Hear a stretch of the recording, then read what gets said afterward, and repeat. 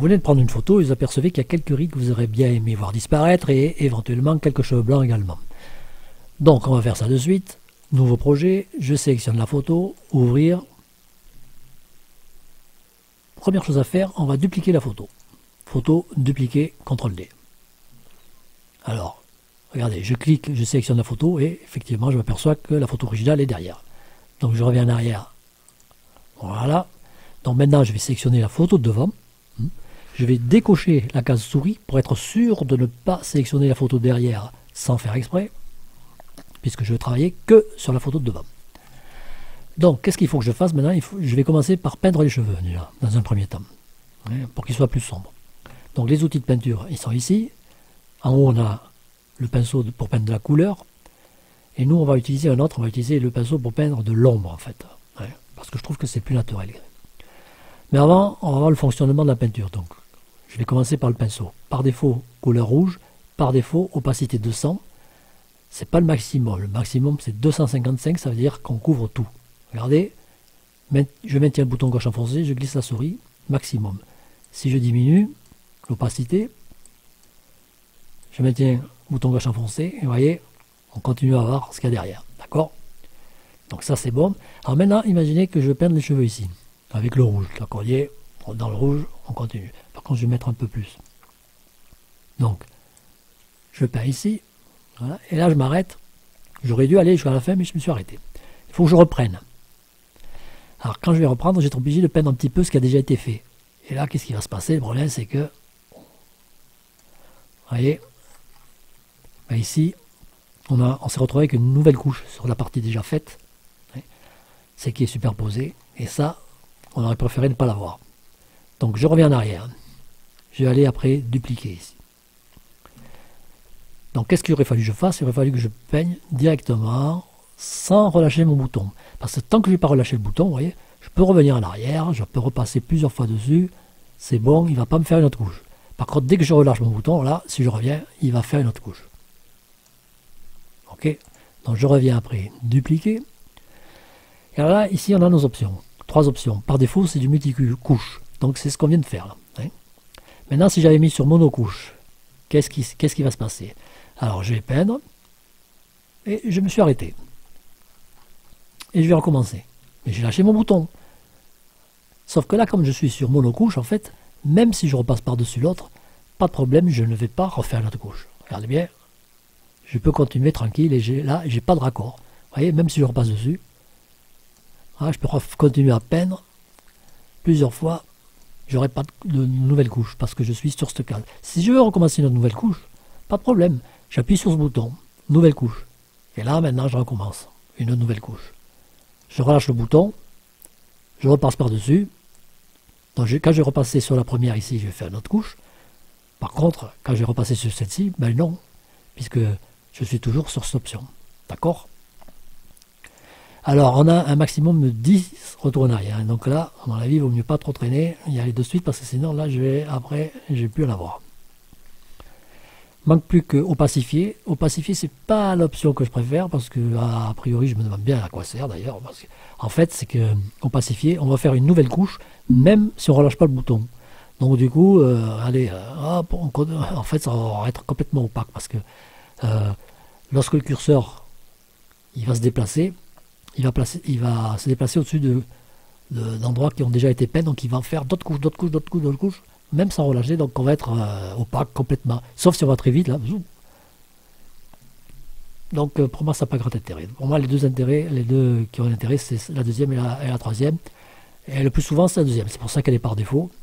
Donc je reviens, après dupliquer, voilà, puisque là en l'occurrence, vous voyez, on va le faire on peut passer par-dessus et tout, mais je ne vais pas relâcher le bouton tant que j'aurai pas fait les cheveux en entier. Donc, multicouche, c'est bon. Voilà, donc ça c'était le principe de la peinture. Maintenant, je vais donc utiliser, pour les couleurs, là, tant qu'on y est, j'avais déjà expliqué dans une vidéo précédente, mais je vais le refaire. Vous voyez, je n'ai pas avec le rouge parce que c'est la couleur par défaut. C'est la couleur qui est dans ce rectangle qu'on peint. Donc je clique ici, je peux aller chercher une autre couleur, ici. Ou alors, dans ce rectangle ici, j'ai la couleur que je survole avec la souris s'affiche ici. Et lorsque je vais aller la récupérer pour peindre, il faut que je l'envoie ici. Et là, j'appuierai donc sur la touche F4. Vous voyez? Donc là, j'ai passé au-dessus du vert, je vais récupérer F4, et voilà, le vert il s'est mis ici. Si vous ne vous rappelez pas quelle est la touche qu'il faut appuyer, par intuitivité, vous allez cliquer sur la pipette, et hop, alors là, il va tout simplement vous afficher le message pour vous rappeler comment il faut faire. Donc ça c'est bon, donc on sait comment récupérer la couleur de la photo, hein. Déjà c'est mieux parce qu'aller chercher une couleur ici, ça risque d'être un peu compliqué. Alors, on va donc peindre nos cheveux avec du sombre. Bon, ça c'était pour la couleur, on verra ça plus tard. Pour l'instant, on va peindre de l'obscurité, donc on n'en a pas besoin de ça.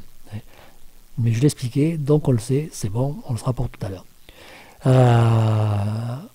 Quelle différence entre le sombre, par exemple, l'ombre et le soleil?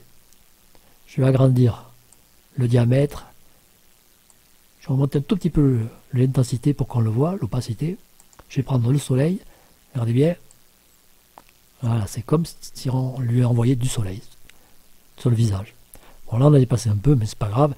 Il y a un moyen simple pour ne pas déplacer. On verra ça plus tard. Et l'ombre, ben c'est l'inverse. On va avoir de l'ombre. Donc ok, on a compris le principe. Donc on repart après dupliquer. On vérifie qu'on a bien la photo de devant sélectionnée parce qu'on ne veut pas aller travailler sur celle derrière. Surtout pas, on veut travailler sur celle devant. D'accord? Donc, ombre. Prendre les cheveux plus sombres. Ici, on va diminuer, on va le mettre. Bon, j'avais fait des petits tests, ça passe avec 85. Touche entrée pour valider. Le diamètre, bon, à peu près. Et là, on peint donc de l'obscurité, de l'ombre. Je clique, je maintiens le bouton gauche enfoncé et je glisse. Voilà, même si je repasse par-dessus, pas de problème, tant que je n'ai pas relâché mon bouton. Maintenant, j'ai relâché mon bouton, je vais faire une deuxième couche donc. Ok, voilà. Zoom, relais de la souris. Pour me déplacer, bouton du milieu ou vous affichez les ascenseurs si vous voulez les voir. Je diminue le diamètre ici, ou je saisis une valeur, ou je maintiens la touche moins et plus du clavier enfoncé, ou plus. Et je vais faire, hop, encore quelques couches ici. Voilà. Voilà. Donc c'est bon. Alors maintenant, qu'est-ce que je vais faire? Je vais aller chercher la gomme. Je vais mettre l'opacité au maximum parce que je vais gommer au maximum. Et je vais gommer tout ce qui a dépassé. Alors j'ai gommé la peinture noire, mais je vais également gommer la photo, le vert. Mais c'est pas grave, vu que celle qui est derrière va s'afficher à l'endroit où j'aurais gommé. D'où l'intérêt de travailler sur une copie. Sinon, si on avait travaillé sur l'original, ben on aurait effacé la photo et voilà. D'accord, donc là j'y vais, je vérifie que j'ai bien sélectionné cette photo, hein, important toujours, hein, parce que c'est pas derrière que je veux effacer, c'est devant. Je maintiens le bouton gauche enfoncé et je glisse la souris. Voilà. Alors même si je dépasse un petit peu ce cheveux, c'est pas grave, hein, j'ai récupéré les cheveux qu'il y a derrière. Voilà. Alors ici ce que je vais faire au lieu de glisser, je vais faire des petits clics tout simplement. Hop. Ça ira plus vite et au moins je suis sûr de... Vous voyez là j'ai un petit peu dépassé ce cheveu, donc du coup on a vu l'arrière apparaître, bon on va le régler de suite ça. D'abord je continue en bas. Voilà. Des petits clics.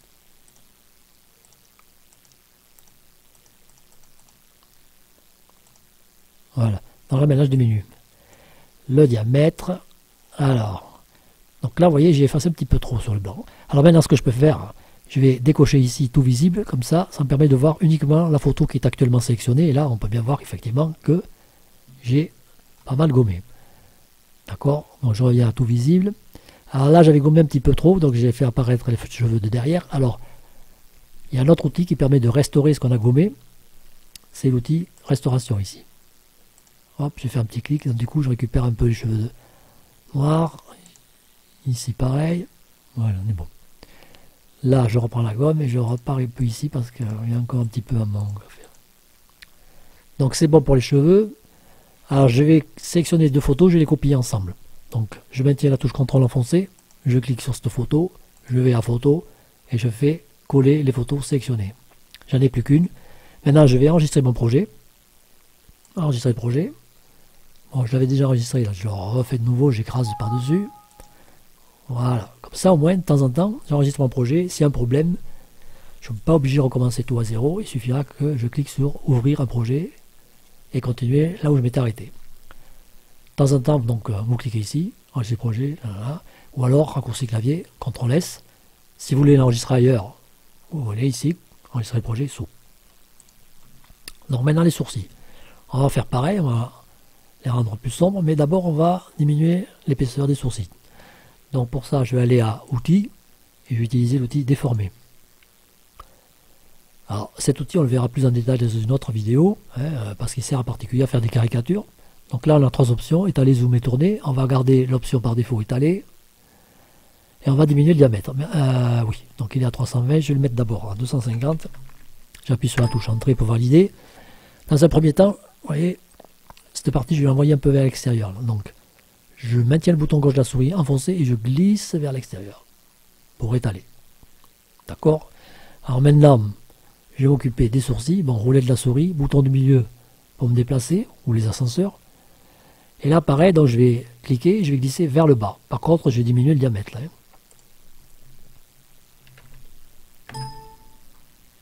Donc là, je clique, je maintiens enfoncé le bouton gauche, je clique et je glisse vers le bas.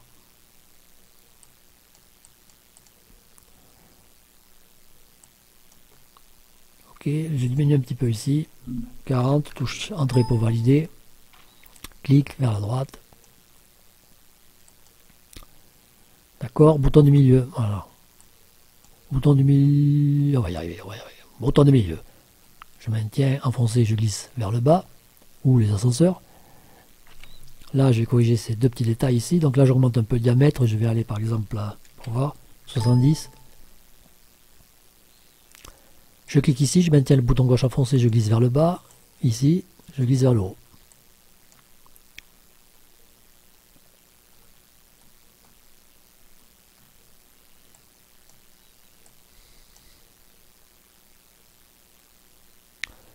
Donc quand on est bon, on clique sur OK.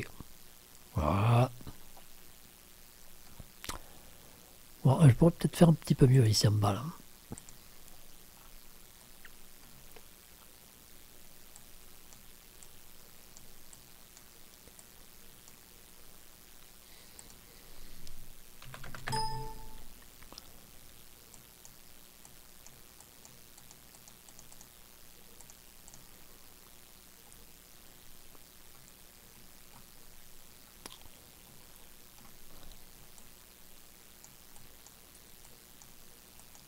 Bon, ça va, ça ira comme ça.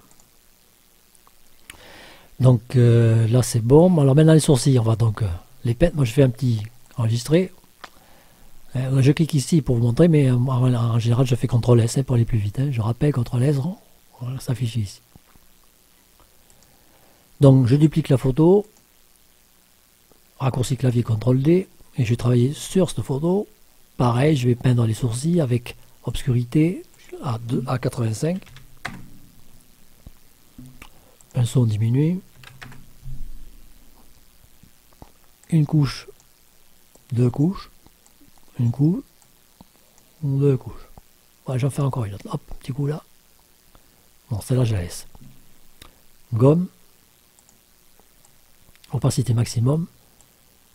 Et je gomme ce que j'ai fait en trop.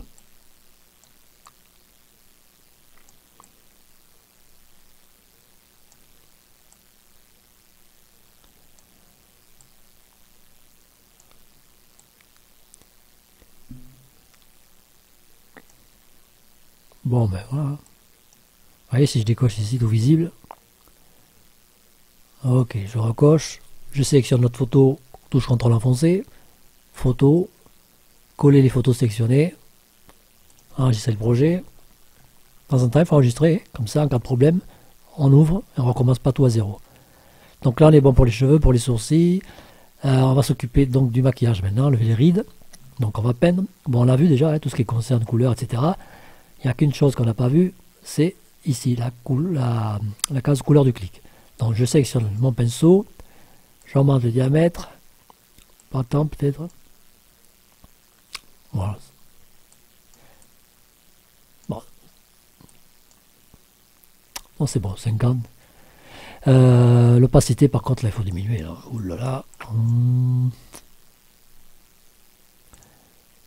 Oh, c'est bon, je vais essayer, je vais tenter à 80, voir ce que ça donne.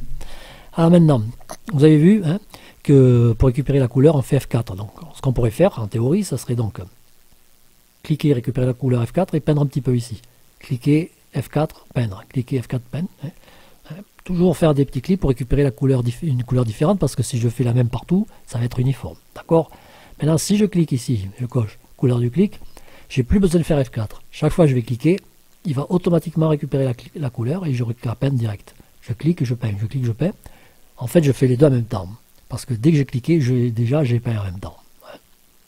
Alors, du coup, ben, je ne vais même pas glisser, je vais juste faire des clics. Ok, allez, on y va. Alors, un petit clic, hop, clic, clic, clic, clic, clic, clic. Voilà. Donc déjà, on a enlevé quelques rides. Donc je continue. Pareil ici, ouais, hop, clic. Clic. Voilà. Donc là, maintenant, par contre, je diminue un peu le diamètre. Je vais le faire avec la touche moins du clavier. Comme ça, ça me permet de voir en temps réel. Ok, donc là, pareil, hein, des petits clics. Je fais des clics. Bouton du milieu pour naviguer dans la scène. Voilà.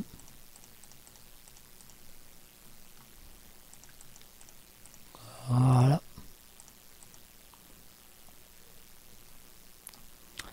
Non, on est bon. Alors là, hop, là par contre, je glisse un peu là. Hop, hop. Voilà.